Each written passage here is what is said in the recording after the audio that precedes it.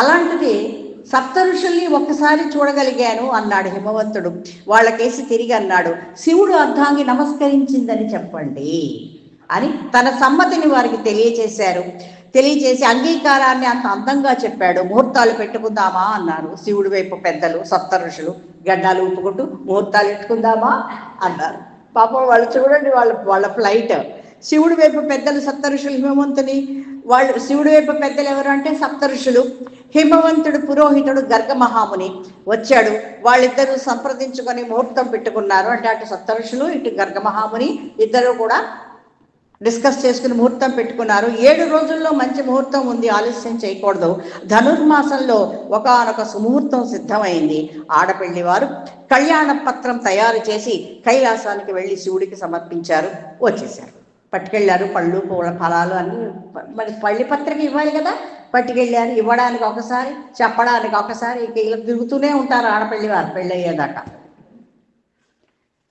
శివుడు పెళ్లిపత్రిక తీసుకున్నాడు. ఆయనకి ఏం చేయాలో అర్థం కాలేదు. పెళ్లిపత్రిక వచ్చేసింది. చుట్టూరా ఉన్నవాళ్ళు ఎవరు? ప్రమదగణాలు, సప్తమాతృకలు, అందరూ ఘోరమైన తపస్సులో ఉండేవాళ్లే. ఇంకా ఆయన రావాలి పెళ్లికి. ఎలా వస్తాడు? అమ్మా నాన్న లేరు, ముందు వెనక ఎవరూ లేరు, ఎలా వస్తాడు? ఏం చేయాలో అర్థం కాక నారదుడిని పిలిచాడు. నారదుడు వచ్చాడు. ఇది పరిస్థితి, ఇదిగో కళ్యాణ పత్రిక అని ఆ కళ్యాణ పత్రిక అట్టుకెళ్ళి నారదుడు మొహం మీద పడేశాడు. ఏం చేయమంటావో చెప్పున్నాను, నాకు ఏం చేయాలో తెలీదు అనేసరికి నారదుడు అన్నాడు, నేను చూసుకుంటానుగా అన్నాడు నారదుడు. ముల్లోకాలలోనూ దేవీ దేవతలకు ఆహ్వానం వెళ్ళాయి. అందరినీ పిలిచేశాడు. నారదుడి ఇంటికి వెళ్ళాడు. దేవలోకంలో వాళ్ళందరినీ కేకేశాడు, ఇదిగో శివుడికి పెళ్లి జరుగుతోంది, మీరందరూ రావాలి అని ఆహ్వానాలు అందజేశాడు. ఇంకో మాట చెప్పమన్నాడు శివుడు, ఎవరైతే నా పెళ్లికి రారో వాళ్ళు నా వాళ్ళు కారు. ఎవరైతే నా పెళ్లికి రారో వాళ్ళు, అంటే అందరూ రావాలని ఉంది కోరిక శివుడికి మనసులో. తపస్సు చేసుకుంటుంటే ఎవరు భంగం చేయకూడదు, కానీ పెళ్లికి మాత్రం అందరూ పరిగెట్టుకుంటూ రావాలి ఈయన దగ్గరికి. చూడండి ఎంత స్వార్థమో. ఎవరైతే నా పెళ్లికి రారో వాళ్ళు నా వాళ్ళు కారని చెప్పు అన్నాడు. అందరూ తయారయ్యారు. కైలాసం అంతా నిండిపోయింది. వారు వారి పత్నులతో, అంటే పెళ్ళాలు పిల్లలు మొత్తం సపరివార సమేతంగా అందరూ కూడా వచ్చేసారు. ఎవరైతే నా పెళ్లికి రారో వాళ్ళు నా వాళ్ళు కారని చెప్పు అన్నాడు. అందరూ తయారయ్యారు. కైలాసం నిండిపోయింది. వారి వారి పత్నులతో, పిల్లలతో, వాహనాలతో, బంధు జనాలతో దేవీ దేవతలందరూ కైలాసానికి చేరుకున్నారు. కైలాసం అంతా సందడిగా ఉంది. ఇప్పుడు శివుడిని పెళ్లి కొడుకుని చెయ్యాలి. వారు ముందు నుంచి ఉన్నారు. వారు శివుడికి అలంకారం చేయడానికి సిద్ధపడ్డారు. ఈలోగా బ్రహ్మదేవుడు నగల పెట్టి పట్టుకొని తయారయ్యాడు. అందరూ ప్రిపేర్డ్గానే ఉన్నారండి. బ్రహ్మ, విష్ణు వీళ్ళందరూ కూడా ఈ మాలోకానికి ఏం తెలీదు. ఆయన ఒకళ్ళు కాస్ట్యూమ్స్ డిజైన్ చేశారు, ఒకళ్ళు జ్యువెలరీ పట్టుకొచ్చారు. మరి తయారు చేయాలిగా, ఇలా తీసుకెళ్తే ఆ పళ్ళి మండపంలో వాళ్ళు రాణిస్తారా? అక్కడికి నారదుడు అంటాడు కూడాను, శివ వాళ్ళందరూ నాగరీకులు, హిమవంతుడు అంటే రాజు కదండి, వాళ్ళంతా ఆడంబరంగా ఎలా ఉంటారు, వాళ్ళు చాలా బాగుంటారు, మనమేమో ఇలా ఉంటే కుదరదు, మన సెటప్ అంతా కూడా మార్చాలి, లేదా నీకు పెళ్ళి అవ్వడం కష్టం అని చెప్తాడు. సో వాళ్ళందరూ కూడా ఈలోగా బ్రహ్మదేవుడు నగలు పెట్టి పట్టుకుని తయారయ్యాడు. అలంకారం చేద్దామని ఆగమన్నాడు శివుడు. వరుడు రూపం ధరించాలి అన్నాడు. అప్పుడు అవును స్వామి, ఆ జుట్టంతా ఎలా సెట్ చేయాలి? ఈ జుట్టంతా కూడా జడలు కట్టేసింది. ఆ జడలు ఎన్ని యుగాల నుంచి వేస్తున్నాడు ఆయన తపస్సు. ఆ జుట్టు వేసుకుని వెళ్తే అసలు ఎవరైనా మనకేసి చూస్తారా? ఇప్పుడు ఆ జుట్టంతా కూడా సెట్ చేయాలి.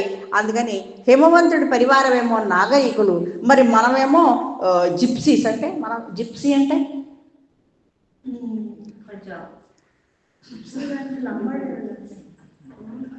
కొండ ప్రాంతాల్లో ఉండేటువంటి గిరిజనులు, nomadic tribes. They travel from place to place. ఎప్పుడు భగవత్ చింతనతోనే ఉంటారు వాళ్ళు. ధరిస్తాడు, కానీ చెప్పాలి కదా, మరి మనం చెప్పాలి కదా. అంటే ఈ జిప్సీస్ అంటే వీళ్ళందరూ అలాగే ఉంటారండి. వాళ్ళు అలా తాగుతూ ఉంటారు, జుట్టంతా జడలు కట్టేస్తూ ఉంటుంది, బట్టలు సరిగ్గా వేసుకోరు. మనం వీళ్ళు ఇలాంటి వాళ్ళని ఎక్కడ చూస్తామంటే హరే రామ హరే కృష్ణ మూవీ చూసారా మీరు? అందులో ఉంటారు చూసారా, దమ్మరుదం గజ్జాయి పీల్చుకుంటూ హరే కృష్ణ హరే రామ్, అలాగే వాళ్ళ ఇదిలో వాళ్ళు ఉంటారు. అంటే ఎస్. సో మనమేమో ఈ జిప్సీస్ అని ఎందుకు నోట్ చేశాను ఇక్కడ నేను. వారేమో నాగరికులు, మరి మనమేమో ఈ కొండ ప్రాంతంలో ఉండేటువంటి వాళ్ళం. క్షణంలో శివుడు సిచ్యువేషన్ అర్థం చేసుకున్నాడు. పక్క నుంచి విష్ణువు కూడా వచ్చి చెప్పడం మొదలుపెట్టాడు. మంచి చెడ్డ మాట్లాడాలి కదా, మరి క్లాస్ పీకాడు. వెంటనే క్షణంలో వరుడుగా మారిపోయాడు శివుడు. ఎప్పుడైతే శివుడు వరుడుగా మారిపోయాడో ఆ రూపాన్ని చూసి ఆ దేవీ దేవతలే వాళ్ళకే మైమరుపు కలిగింది, అలా చూస్తూ ఉండిపోయారట. ఎంత అందంగా ఉన్నాడో! క్షణంలో ఇంత అయ్య బాబాయ్, ఆ అందానికి దిష్టి తగులుతుందేమోనని ఈ మాతృగణాలు వెళ్ళి దిష్టి తీశారట. దిష్టి తీసి బుగ్గచుక్క పెట్టారట. ఆయన అలా నడచి వస్తుంటే ఆయన వృషభానికి కూడా చాలా అలంకారం చేశారట. ఆయనతో పాటు వృషభానికి కూడా వృషభం లేదే ఆయన రాడు కదా. ఎందుకని రాడండి? భగవంతుడు ఎందుకు రాడు సింగిల్గా? ఎప్పుడు ఆ వాహనాన్ని పట్టుకుని ఎందుకు వస్తాడు? ఆ వృషభాన్ని ఎప్పుడు వదిలిపెట్టాడు? ఎనీ ఐడియా అబౌట్ వృషభం? వాట్ ఈజ్ వృషభం? దేనికి స్వరూపం? దేనికి అది ప్రతిరూపం?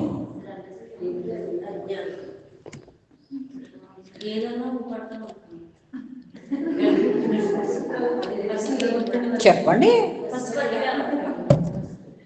ఎనీవే చెప్దాం, డిస్కస్ చేద్దాం. ఇంకా ముందు ఇంకో వాక్యం వస్తుంది వృషభం గురించి, అప్పుడు మాట్లాడదాం. బుగ్గ చుక్క పెట్టారు. ఆయన అలా నడిచి వస్తుంటే ఆయన వృషభానికి కూడా చాలా అలంకారం చేశారు. అంత పెద్ద వృషభానికి అలంకారం చేశాక మెత్తని తివాసి వేశారు. కింద ఒక పీఠం వేశారు. అప్పుడు శివుడు పీఠం మీద ఒక కాలు పెట్టి విష్ణువు చెయ్యి అందిస్తే అది పుచ్చుకుని వృషభాన్ని అధిరోహించాడు. అటు ఇటు దేవీ దేవతలు వింజామరులు వీస్తున్నారు. ఈ బంధుజనాలతో శివుడు కదిలాడు.